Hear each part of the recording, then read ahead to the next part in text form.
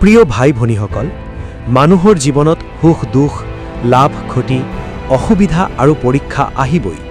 কিন্তু এজন মুমিন মানুহৰ বিশেষ পৰিচয় হৈছে তেওঁ সকলো অৱস্থাত আল্লাহৰ ওপৰত ভৰসা ৰাখে। কুৰাণত আল্লাহ তালাই কৈছে, আৰু যিজনে আল্লাহৰ ওপৰত ভৰসা কৰে তেওঁৰ বাবে আল্লাহেই যথেষ্ট।